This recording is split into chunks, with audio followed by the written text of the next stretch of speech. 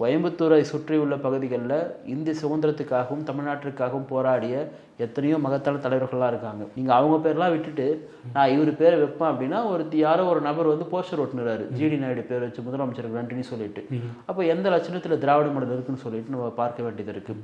இந்த சாதி பேர் ஒழிக்கிறதே பார்த்தீங்கன்னா ஒரு ஏமாற்று வேலை தான் அது. இப்போ பேருக்கு வந்து ஜாதி பேர் ஒழிச்சிட்டு நீங்கள் என்ன பண்ண போகிறீங்க? உண்மையான சாதி ரீதியான ஏற்றத்தாழ்வுகளை ஒழிக்கணும் அப்படின்னா சாதி ரீதியாக எல்லா மக்களுக்கும் தேவையான இடஒதுக்கீட்டை உறுதி செய்யணும். அதுதான் வந்து சாதி ஒழிப்புக்கான முதல் படி.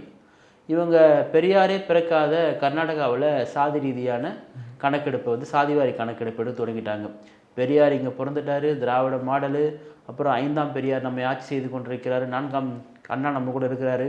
இதெல்லாம் இருந்துமே கூட இவங்களால வந்து சாதி ரீதியான கணக்கெடுப்பு வந்து எடுக்க முடியல. காரணம் கேட்டால் உச்சநீதிமன்றத்தையும் மத்திய அரசையும் கை காட்டுறாங்க.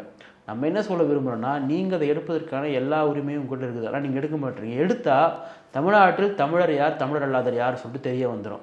உடனே கேட்பாங்க, அப்போ நீங்கள்லாம் வந்து என்ன தூய தமிழ் தேசியவாதி பேசுகிறீங்களா, இல்லை நீங்கள் சாதி தூய்மை பேசுகிறீங்களான்னு சொல்லிட்டு.